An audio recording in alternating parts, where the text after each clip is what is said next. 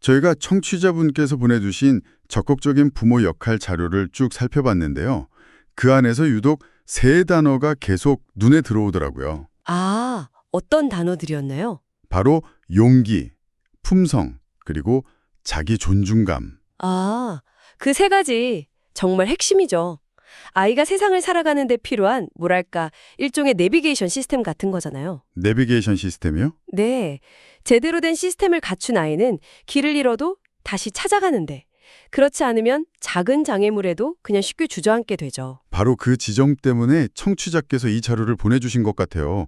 그 거창해 보이는 성공과 실패라는 게 사실은 부모의 아주 사소한 말 한마디, 작은 행동 하나에서 시작될 수 있다는 점. 그렇죠. 무섭기도 하고 또 한편으로는 희망적이기도 하고요. 맞습니다.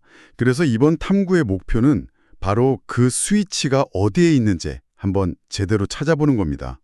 그럼 개념부터 확실히 짚고 가죠. 첫 번째 단어, 품성.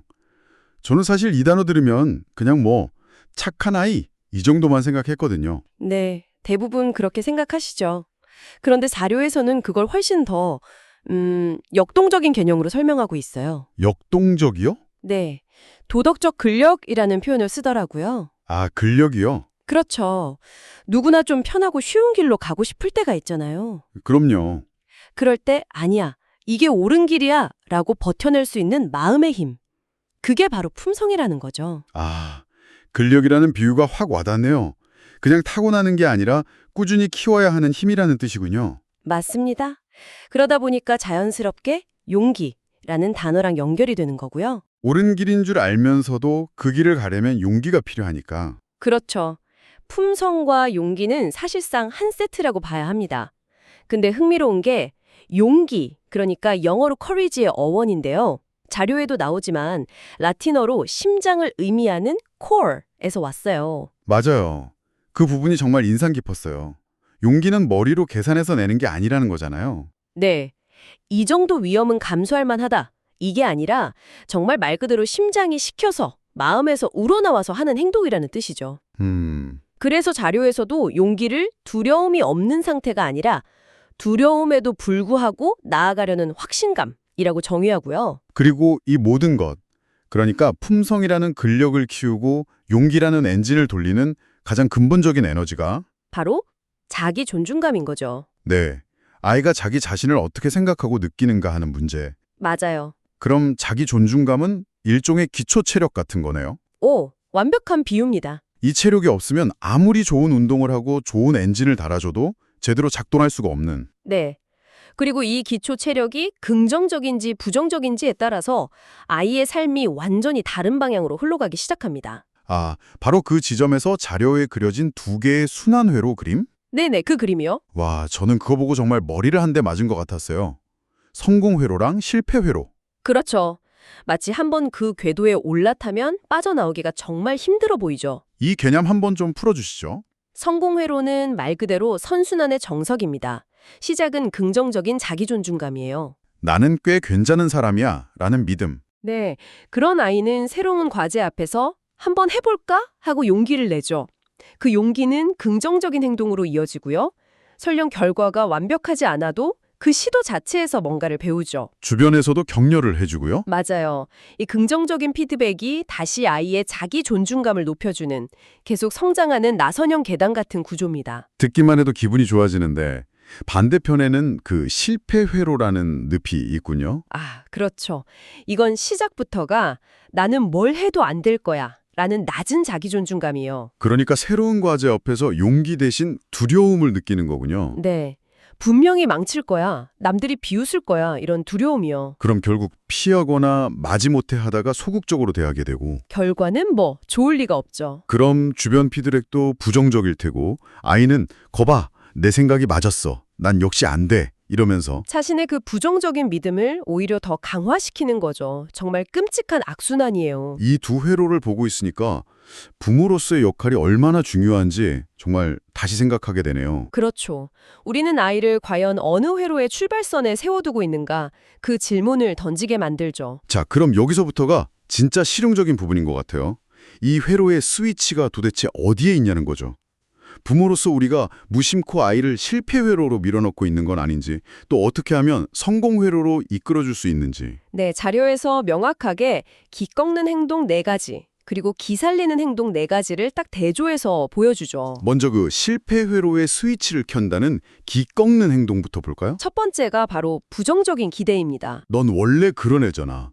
해봤자 안 될 텐데, 이런 말이요? 네, 이건 그냥 비관적인 예측이 아니라 아이한테 너는 불가능한 존재라는 자기 암시를 거는 주문 같아요. 거의 저주나 다름없네요. 그쵸. 부모가 아이의 가능성을 안 믿는데 아이가 어떻게 스스로를 믿겠어요. 두 번째는 실수에만 집중하기입니다. 9가지를 잘하고 1가지를 실수했을 때 그 1가지만 콕 집어서. 네, 그걸 확대하고 비난하는 태도죠. 이거 정말 많은 부모님들이 무심코 하시는 실수 같아요. 95점짜리 시험지를 가져왔을 때 와, 대단하다 이게 아니라 이거 하나만 더 맞았으면 100점인데 아깝다. 맞아요. 이게 바로 자료에서 말하는 세 번째, 완벽주의랑도 연결되는 것 같고요. 정확합니다.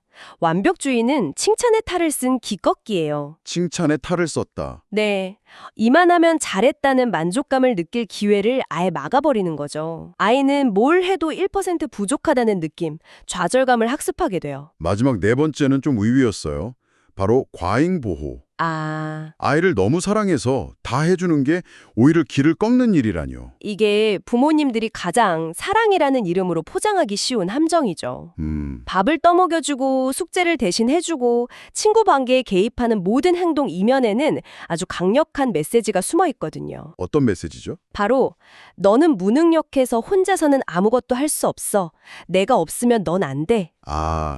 아이의 독립심과 문제 해결 능력을 키울 기회를 부모가 빼는 셈이군요. 네, 이 4가지가 아이의 자기 존중감을 무너뜨리고 실패 회로로 밀어넣는 대표적인 행동들입니다. 기 꺾는 행동들을 들으니까 정말 아찔한데요. 근데 이걸 반대로만 하면 되는 걸까요? 아니면 뭔가 다른 접근이 필요한가요? 핵심은 관점의 전환에 있습니다. 첫 번째, 기 살리는 행동은 자신감을 보여주는 것이에요. 부정적 기대의 정반대네요. 그렇죠. 아이가 내가 해볼래 할 때 좀 불안하더라도 그래, 한번 해봐. 엄마 아빠는 네가 할 수 있다고 믿어 라고 말해주는 거예요. 엎지르고 깨트리고 실패해도 괜찮다는 안전망을 믿음으로 깔아주는 거군요. 바로 그겁니다. 결과가 아니라 시도 자체를 믿어주는 거죠. 두 번째는 힘을 북돋워주는 것, 즉 격려. 이게 칭찬이랑은 어떻게 다른가요? 아주 중요한 질문이에요. 칭찬은 주로 결과에 초점을 맞춰요. 100점 맞았네, 똑똑하다, 이렇게요. 네. 반면에 격려는 과정과 노력에 초점을 맞추거든요. 이번 시험 준비하느라 정말 애썼구나. 그 노력이 정말 멋지다처럼요. 와, 칭찬에 익숙한 아이는 결과가 나쁘면 자기를 실패자라고 생각하지만 격려에 익숙한 아이는 결과가 나빠도 자신의 노력을 긍정하면서 다시 도전할 힘을 얻는 거죠. 칭찬과 격려의 차이, 이건 정말 곱씹어 볼 만한데요. 세 번째는 인격을 존중하기. 아이의 존재, 비잉과 행동, 두잉을 분리하라고 강조하던데요. 네. 아이가 잘못된 행동을 했을 때 너는 왜 맨날 그 모양이니? 정말 나쁜 아이구나. 이렇게 존재 자체를 비난하면 치명적이요. 대신 네가 동생을 때린 행동은 정말 잘못된 거야. 하지만 그렇다고 엄마가 너를 사랑하지 않는 건 아니야. 이렇게요. 너는 여전히 나의 소중한 아들이라고. 네, 어떤 행동을 하든 너의 가치는 변하지 않는다는 절대적인 믿음을 주는 것. 이게 인격 존중의 핵심입니다. 부모 눈에는 답답하고 위험해 보여도 아이가 스스로 넘어지고 일어날 기회를 주는 거예요. 스스로 신발끈을 묶으려고 끙끙대는 10분을 기다려주고. 맞아요.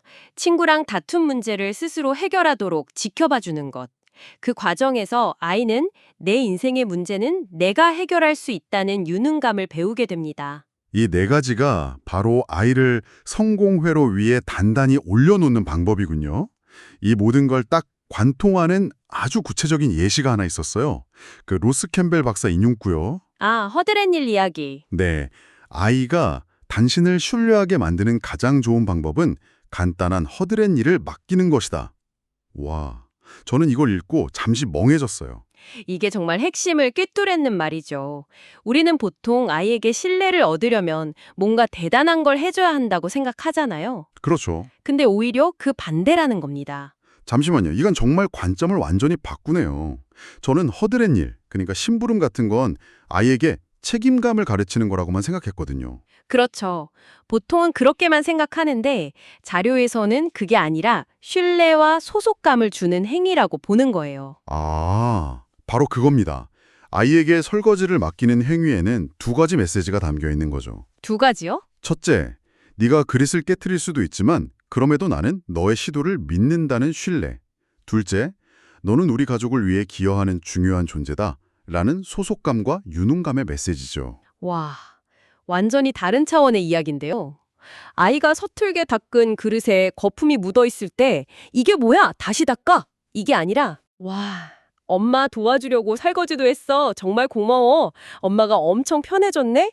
라고 말하는 순간 아이는 단순히 설거지 기술을 배우는 게 아니었던 거죠. 그 순간 아이는 나는 사랑받는 존재구나. 나는 이 집에서 필요한 사람이구나. 라는 네, 자기 존중감의 가장 중요한 자양분을 섭취하는 겁니다. 아주 작은 허드렛 일이 아이 마음에 평생 갈 기둥을 세우는 거군요. 그렇죠. 책임감은 그 기둥이 세워진 뒤에 자연스럽게 따라오는 결과물일 뿐이고요. 오늘 우리는 용기가 머리가 아닌 심장에서 나오고 자기 존중감은 부모의 아주 사소한 말과 행동, 심지어는 함께하는 허드렛 일 속에서 자라난다는 것을 확인했습니다. 네, 아이의 길을 꺾는 부정적 기대나 완벽주의, 과잉보호 대신에 아이의 가능성을 믿어주고 과정을 격려하며 존재 자체를 존중해주는 것. 그것이 아이를 성공의 회로로 이끄는 스위치였네요. 마지막으로 청취자분들께 질문 하나를 던지면서 마무리하면 어떨까 싶어요. 네, 좋습니다. 자료에 이런 구절이 나와요. 그릇된 행동을 하는 아이는 좌절된 아이다. 아, 좌절된 아이다. 네. 오늘 우리가 나눈 기껏개의 관점에서 이 문장을 다시 한번 바라보면 어떨까요? 혹시 지금 우리 아이가 보이는 짜증, 반항, 거짓말 같은 문제 행동이 사실은 저 지금 용기를 잃었어요. 제 자기 존중감이 무너졌어요. 라고 보내는 필사적인 신호는 아닐까요? 아이의 행동을 단순히 훈육의 대상으로만 볼 게 아니라 네, 아이의 용기와 자기 존중감 상태를 알려주는 지표로 바라본다면 우리의 반응은 어떻게 달라져야 할까요?